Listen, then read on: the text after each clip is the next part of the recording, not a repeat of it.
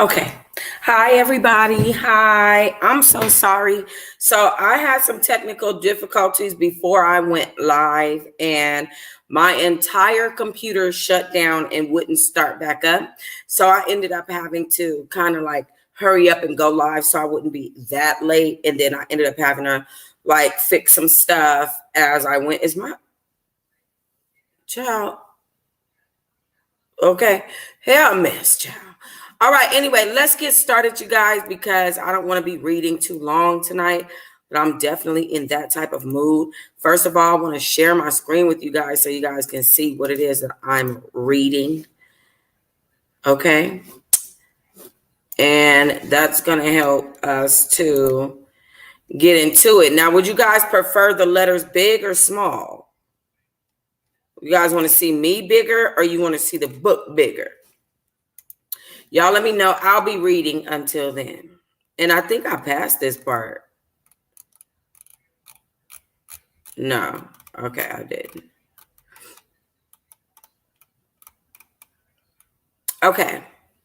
When we walk in the mall, we are all definitely looking like money because we all got it. And I'm ready to motherfucking spin it. Store after store, we swiping and dropping cash on the counter, forgetting that we're not in Atlanta where the population is mostly black and almost everybody has something.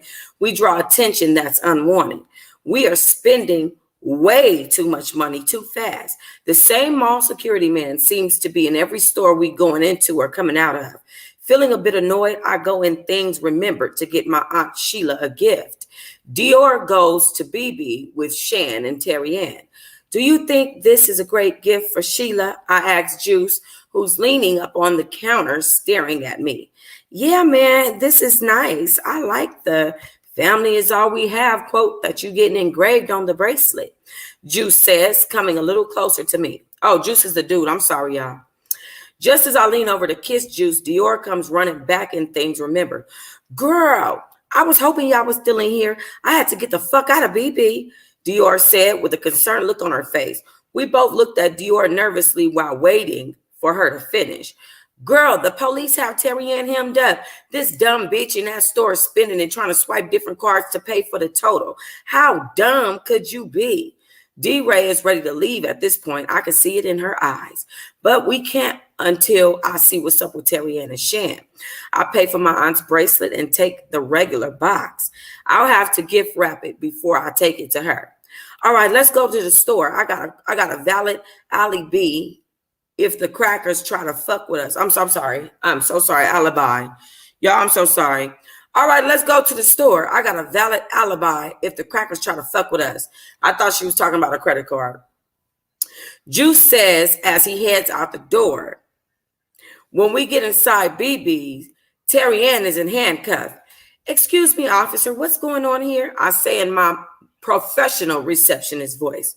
Do you know this woman? The officer asks with suspicion and attitude. Why, yes, I do. What is going on? Why is she going to jail? I looked to the side at the two female officers searching her purse, getting cash and cards. I knew they found a jackpot. The mall cop that had been following us around stepped up. We saw you people shopping today. We knew you weren't from around here spending that kind of money. So when you're in handcuffs. So wait. We knew you wasn't from around here spending that kind of money. So when your friend here refused to show identification on a $2,000 purchase, we called in for a possible fraud. The officer says casually. I keep silent because my blood is starting to boil. Why the fuck would Terry Ann use the damn credit card option instead of the debit? We had been through this before. If the store doesn't take a pen, then we ain't fucking with them unless it was one of our friends that worked in a shop. The female officer walks over to us. Do you mind if we search you? It's standard procedure. Juice steps up. Here you go, officer. Here you go, officer. I bought the items for these young ladies. This is my wife and her friends. I hit the jackpot in Vegas and decided to take them shopping. Juice spews lies with a straight face. Before handing the officer the officers were pissed but didn't push the issue. Thank God for us, but too bad for Terry Ann. She was through dealing. Well, sir, that was mighty nice of you. Maybe you should have given this young lady a little bit more so she wouldn't have to commit fraud. She has over 10 cards in other people's names. Y'all sure you don't know anything else about this? Oh, no, ma'am, Juice says. I'm so happy we never kept cards in other people's names on us for long. That's a real easy way to get fucked up. The cashier tells the other officer and the mall cop that Dior and Shan both paid for their items in cash, so they haul Terry Ann off to jail and let us go. Woo! Damn, Tori. What the hell was your friend thinking about? Juice pulls me to the side, quietly questioning me. I don't know what she was thinking. Ask Shan, that's her cousin. I stare back at Juice since I'm pissed about the whole situation. Damn, she fucked up my birthday. Well, all I know is she can't be swiping her card in every store. I've been in this game for a minute now, and I know how these white folks is catching up and waiting for a nigga to slip. I just hope your peeps don't get in there and run her mouth about our business, Juice says. Speaking of business, Juice, what's up with the Vegas paper? Oh, shit, man. Tasia, keep those on deck. She goes to Vegas and buy them from people who won and cashed out. Most people don't give a fuck or drop them down anyway, since it ain't nothing you could do with them after the person has gotten their cash and left. Juice says while he was driving the Charger. Damn, even his driving got swag. Or maybe I'm just head over heels for this man. My trance is interrupted by Dior Ray's call. She giving me the rest of the rundown on what led to Terry Ann's arrest. While we wait for her to post bail, I'm going to go to the room with my honey, and you know what else, Dior. I'm going to enjoy my next 3 days here. I hang up the phone. Caught slipping. Okay. Before I go on, why you can't? Oh, that just went away because I did it. Okay.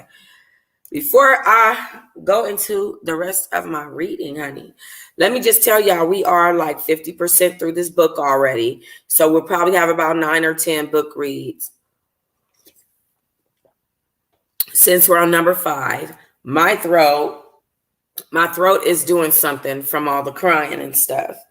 So I'm a little bit hoarse.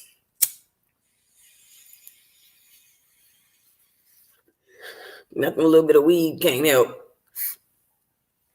Okay.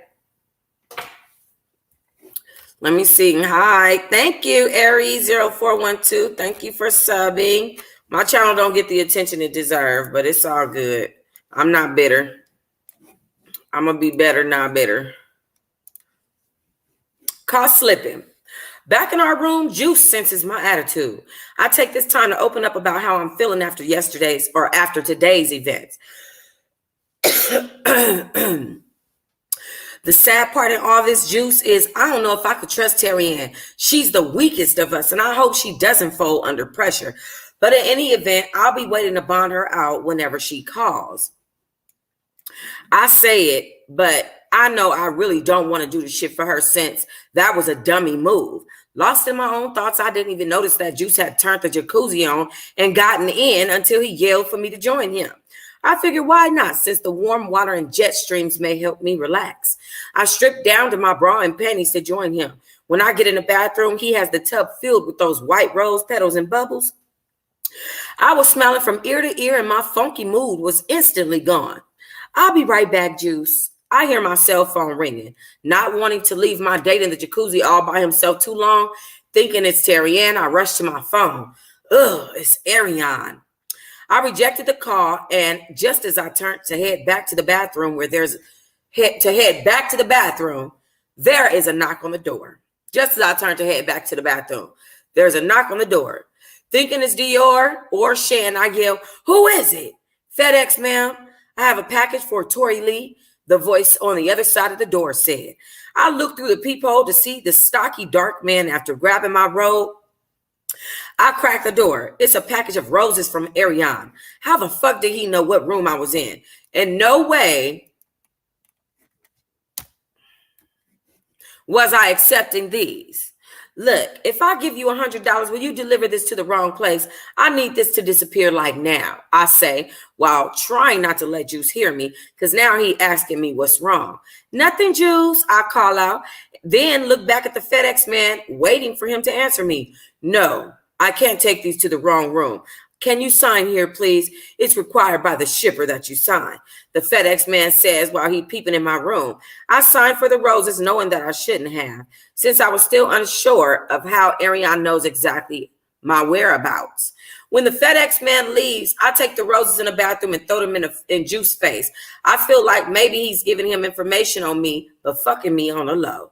What the fuck do you think you trying to prove? Telling Ariane where I am? But did you tell Ariane you fucking me? I say as I walk back into the bedroom. Juice follows behind me. Man, what the fuck you talking about? Man, I told you I ain't fuck with Ariane since I left Houston. Told you I only told him just what the streets say about you because I wanted you for myself. And if me and him were cool like that, I wouldn't be here in Miami with your ass. It's strictly business between me and him. Juice looks back at the roses. That makes him even madder. Oh, and another thing, he huffs. I wouldn't fuck you just to tell him where you at. I can get plenty of pussy in Atlanta, Texas, or any other city I touch down in. So I ain't here to get pussy and spy on you. Juice is just saying things just to make me mad. But I can't really blame him since I approached him all fucked up. My birthday week is going downhill and fast. First, the arguments with Terry Ann, then she go to jail. Now Ariane is tracking me down, and I'm with a nigga he introduced me to. I force myself to focus on what's in front of me, and that's Juice. He turns the heat back on and adds fresh water. We make love from the jacuzzi to the sofa bed. We have sex all over the room until we can't take it anymore and fall asleep. Waking up around 10 p.m., we decide to get ready for KOD. Soon after we get up, Ariane starts calling my phone, sending me text messages and all that Aggie shit. I ignore all of them until I get picture mail from him. It's an image of Juice and I at Wet Willie's the other night, hugged up. The text message read, okay, bitch, you want to play games? Then let's play. The following text, the first game is called Knock Knock. Just as I was reading the text message, there was a knock at the door. Before I could turn to Juice and tell him not to open the door, it was too late. I heard 3 shots. Blam, blam, blam. I screamed for help as the man that I recognize as the FedEx man from earlier today steps over Juice as he hits me in the face with the butt of his gun. My skin burns as the tender flesh on my face opens up. Blood flows like the Red Sea out of my gaping wound. The pain is unbearable. I can't hear Juice or see him since blood is in my eyes. As I fall to the ground, I feel a kick on my side, then another, then in my stomach. The FedEx man stands over me, punching me in my face, slamming my face into the cold towel. My ears are ringing and stinging from the blows to the side of my head. I'm in too much pain to scream for help or even cry. I think Juice is dead and I'm next. I wait to pass out from the pain or meet my maker since I'm being kicked and beaten. Balled up in the fetal position for what seems like forever, I think each kick to each side or stump to my face will be the death of me. Then suddenly I hear another gunshot. My attacker falls over on top of me. Warm liquid splatters on my arm, face, and in my ears. Struggling to breathe, I push the FedEx man barely to the side. His limp body moves just enough for me to push my head over. Grayish smoke seeps from the bullet hole in his forehead. I think I'm going to throw up or pass out or both. Juice, I call out as I cough up blood. He comes and pushes the lifeless body of the attacker off of me and looks at me. Baby, I've been shot, but fuck that. We got to get you to the hospital. Hardly able to breathe, I do manage to say Ariane sent him before I black out from the pain. When I come to, I'm in the hospital bed. Dior and Shan are here. Where is Juice? I try to sit up, but the pain is too intense. And instantly, I fall back, clutching my side. My head is pounding as I lift it. Closing my eyes and holding on to Dior's hand. Where is Juice? Is he okay? Dior is silent for a moment, then she takes a deep breath. Yeah, he all right. He was just in here checking on you. But he with the police right now. They were waiting for you to wake up. Shan steps in. You know that they seen all y'all clothes and jewelry and they think They are thinking that it's a robbery. I mean, it has to be. Looking over at Shan, I motioned for Dior to come over to me, softly whispering, "Where is my phone? Do the police have it?" Ariane sent a picture of Juice and me hugged up. Dior's face tells me she has my phone and already peeped game. Silently, I beat myself up. I should have never accepted those stupid ass roses. That's how FedEx dude knew who I was for sure, and for that matter, where I was. But how the hell was Ariane able to get me to that point? How was Ariane able to be that on point? I know the hotel staff didn't tell my information. My thoughts were interrupted by a knock at the door, which scares me. "Miss Lee, it's Detective Williams, my partner, Detective Hammond. We'd like to talk to you about last night's events." I looked over at the men approaching my bedside. I looked over at the men approaching my bedside as my friends exit the room. Detective Williams is tall, dark, a middle-aged man. Detective Hammond is a white, short, fat, sorry-looking, younger man that is unfriendly. Truth be told, I'm not looking forward to talking to either one of these men, but I guess it's standard procedure since some random stranger gave my ass the business. Detective Williams spoke first. "Miss Lee, I understand you and your friends are here on a birthday trip for you. Sorry you have to go through this at this time, but can you tell me what happened or who would want to attack you and your boyfriend on South Beach?" Silence fell in the room. Then the white detective interrupted, "But nothing seems to have been taken or destroyed. It seems a little personal." Still, not a word from me as I watched the two men play good cop, bad cop and try to get information out of me. Detective Williams added, "Here's a picture of the suspect. Do you recognize him?" I squinted my eyes. My head pounds and I feel sick to my stomach. He holds the picture up again and I know it's the FedEx man, but if they don't tell me they reviewed the surveillance tape, I won't say it. "I haven't seen him before," I murmured as tears start falling from my face. "Well, he's a 22-year-old convicted felon named Jatarius Davis from Atlanta, Georgia. He's a career criminal. He has a long drug rap sheet, but nothing violent until now," Detective Williams says. "We asked your boyfriend and he said he doesn't know this man either.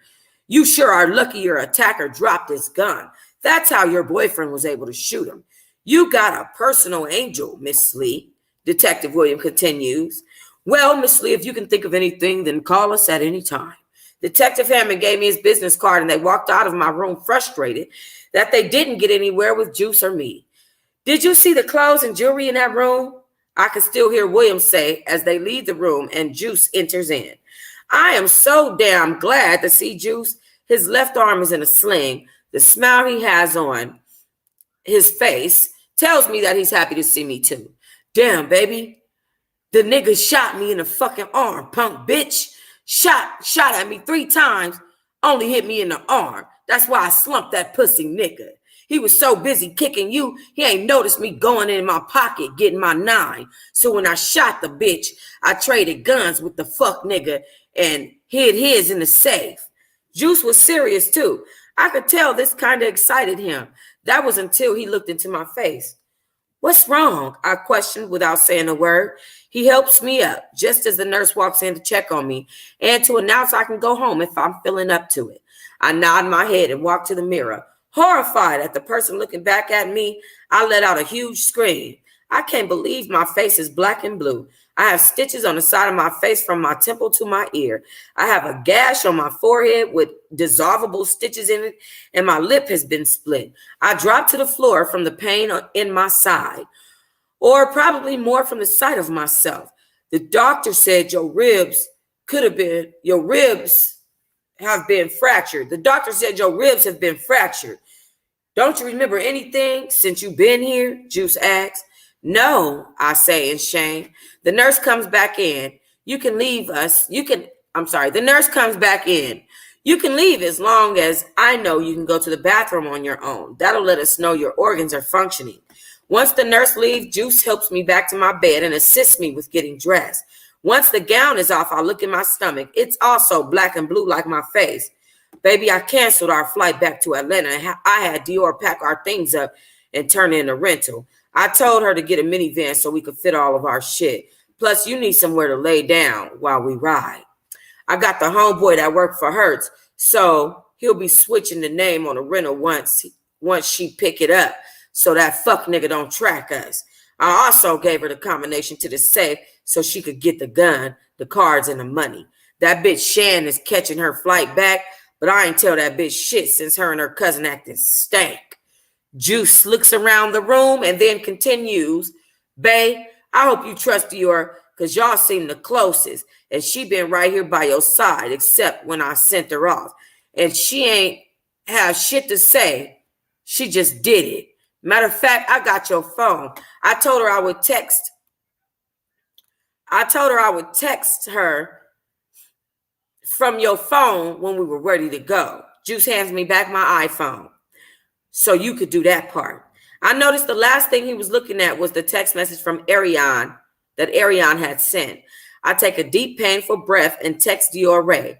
Being discharged, waiting on papers. I'll call you when we get outside so you could just pull up. I look around for some indication of how long I've been in here. Checking my phone, the time is 9:45 p.m. and it's Thursday. How the hell did I miss a whole day? Morphine with kicks to the head and stomach. Now that's a good cocktail for slight amnesia. Okay, Missy, light duty for you, no heavy lifting, and take all of your medication, especially your antibiotics, the nurse says as she takes the IV out of my arm. Do not drive for 3 days as you need to give your fractured ribs some time to heal, but otherwise you'll be just fine, the nurse smiles and hands me my discharge paperwork while helping me get into the wheelchair. All right, y'all. I think that's my reading for the night. So on the next reading, which, because I skipped a day, I'm going to read on a sporadic schedule tomorrow. I'm not going to, what'd I do? I'm not going to just read at 7. I am going to read at 7, but I'm not going to just read at 7. I'm glad you're enjoying it, Carla. That's what's up. But I'm going to read on a sporadic schedule today. I'm going to be reading both books. I'm sorry, tomorrow. I'm going to be reading both books tomorrow. What was I trying to pull up? I forgot. But yeah, if I read earlier tomorrow, then I can get a longer reading done without having to worry about making her dinner and doing, my baby and this, that. So yeah, I love this book. This book is definitely hitting the point. I want you guys to please like and subscribe, and please share my videos. Make sure you guys post the link to your platforms. Whatever you can do, share the book read so that Toni Michelle can get the recognition she deserves. I wish that my channel got the recognition it deserves so that she deserves it. Let me see, guys. We are 56% through this book. So even though I'm only reading for short periods at a time, we're moving along pretty quickly through this book, okay? So tomorrow I'm thinking I might do a 45-hour read, and that will help us to get kind of further along. We'll probably end up at 70-75% tomorrow. So, yeah, so I will see you guys tomorrow back at 7. So what I'll do is I will read this book tomorrow at 5 p.m. because the Mariah Carey book is at 7. 5. Peace.